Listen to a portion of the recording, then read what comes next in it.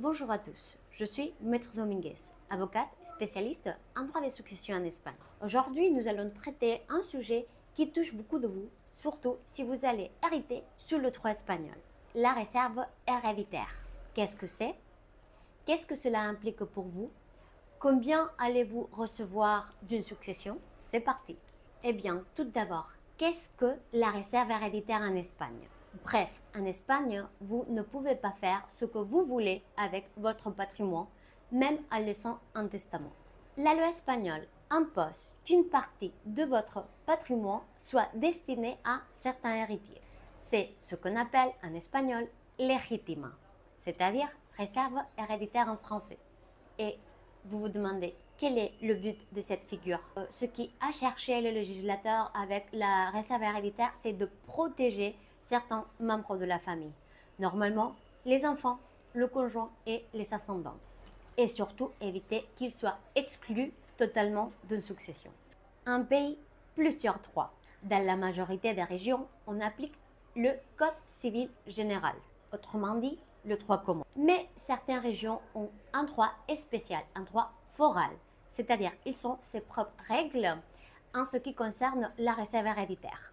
Ainsi, dans les îles Baléares, dans la Catalogne, dans l'Aragon, dans la Navarre, le Pays Basque et la Galice, vous avez un droit différent en matière de succession que dans le reste de l'Espagne.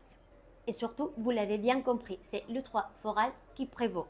Donc, il est fondamental qu'avant toute chose, vous vérifiez quelle est la loi applicable à la succession. Qui sont les héritiers réservataires en Espagne? Selon le droit commun appliqué dans la plupart des territoires en Espagne, les héritiers réservataires sont les descendants, c'est-à-dire les enfants, les petits-enfants, les arrière-petits-enfants aussi, les ascendants, donc les parents et les grands-parents aussi, et le conjoint survivant. Je veux souligner une chose.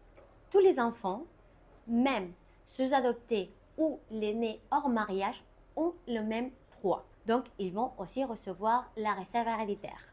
Et comment savoir qui va hériter? Les descendants, les ascendants, le conjoint? La pièce clé. Les ascendants vont seulement hériter s'il n'y a pas de descendants. Le conjoint, il va hériter dans tous les cas, même s'il coexiste avec les descendants ou les ascendants. Eh bien, la question que vous vous posez tous, quelle est la part de réserve héréditaire en Espagne? Tout comme dans votre pays de résidence, la réserve héréditaire dépendra de votre lien avec le défunt. Voyons concrètement les pourcentages. Les descendants, ils ont droit à 2 tiers du patrimoine. Et ce 2 tiers se divise à la fois dans un tiers, c'est-à-dire il y a un tiers qui doit être partagé également entre tous les enfants. Cela s'appelle légitime strict. L'autre tiers peut être attribué à un ou à plusieurs enfants. Ce choix dépend du défunt. Et cette partie s'appelle mejora, c'est-à-dire vous pouvez choisir d'améliorer l'un de vos enfants ou plusieurs de vos enfants. Si vous ne dites rien dans votre testament, ce tiers sera attribué à part égale entre tous les enfants. Et le tiers restant, c'est la quotité disponible. C'est-à-dire, ce tiers est de libre attribution. Vous pouvez la laisser à l'héritier de votre choix, qu'il soit un membre de votre famille ou à l'étranger. Et maintenant, la réserve héréditaire des ascendants. Si les ascendants coexistent avec le conjoint, ils vont hériter d'un tiers de patrimoine. Par contre, si la personne décédée n'était pas mariée, les ascendants vont hériter de la moitié du patrimoine. Et maintenant, le conjoint survivant. Comme nous avions évoqué précédemment, le conjoint survivant, il va hériter toujours, mais avec une petite précision. Il ne va pas hériter de la pleine propriété, mais de l'usufruit. C'est-à-dire, il aura le droit d'usage sur les biens, mais il n'aura pas un droit de disposition. Et qu'est-ce que cela veut dire? Et tout simplement qu'il peut user des biens, mais il ne peut pas les vendre ou les donner, par exemple. Si le conjoint survivant hérite avec les descendants, il va hériter d'un tiers de la succession en usufruit. Par contre, s'il hérite avec les ascendants, il va hériter de la moitié du patrimoine en usufruit. Et s'il hérite toute seule, c'est-à-dire qu'il n'y a pas de descendants ou d'ascendants, il va hériter de 2/3 du patrimoine en usufruit. Et bien, quelles sont les règles de calcul de cette réserve héréditaire? La valeur du patrimoine afin de calculer la réserve héréditaire doit être la valeur que ces biens ont au jour du décès. Ainsi, il faut faire des calculs. Il faut évaluer les biens, déterminer les dettes, et une fois qu'on a déduit les dettes, c'est-à-dire le passif des biens, c'est-à-dire de l'actif, nous aurons la valeur sur laquelle nous pourrons calculer la réserve héréditaire. Et voici une petite précision concernant les donations que le défunt ait pu faire de son vivant.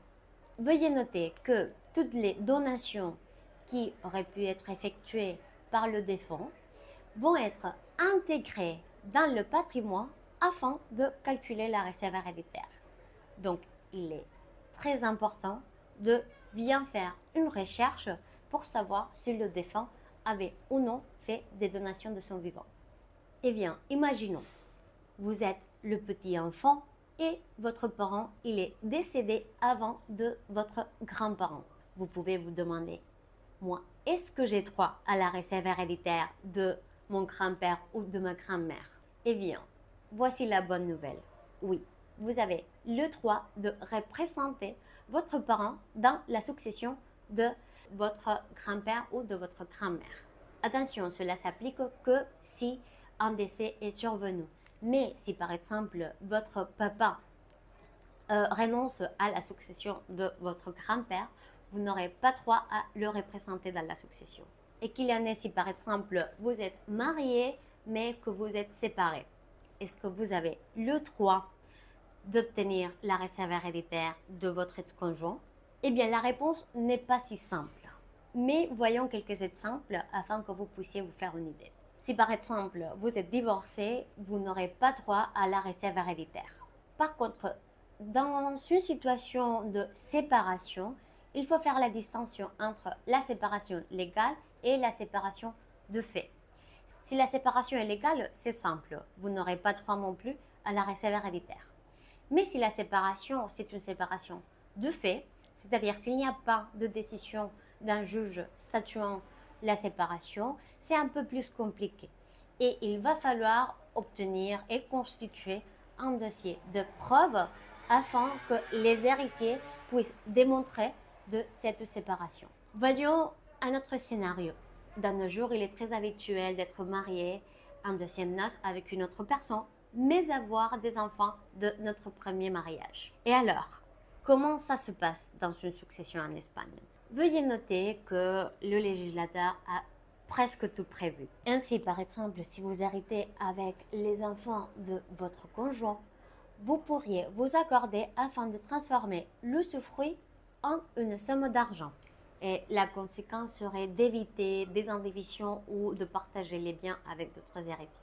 Veuillez noter que l'usufruit dépend évidemment de l'âge du conjoint veuf. Plus il est âgé, moindre est la valeur de sa part d'usufruit. En conclusion, l'Espagne protège certains héritiers quoi qu'il arrive. Mais voici le conseil du jour. En Espagne, le déshéritement existe. Vous pourriez éventuellement et sous certaines conditions déshériter l'un de ces héritiers réservataires. Si vous voulez savoir plus sur ce sujet, je vous invite à regarder notre vidéo.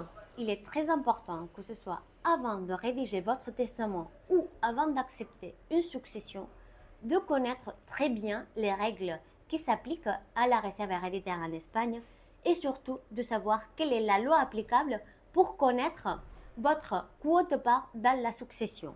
Chaque année, chez Adam, nous accompagnons de nombreuses familles dans ces démarches et les aidons de manière très claire et efficace. Si vous avez des questions ou vous souhaitez que nous étudions votre affaire, contactez-nous.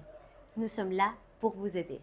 Merci d'avoir regardé cette vidéo. Si elle vous a plu, je vous invite à la liker et dans tous les cas, si vous voulez laisser vos commentaires, avec grand plaisir, on vous répondra. Merci et à bientôt.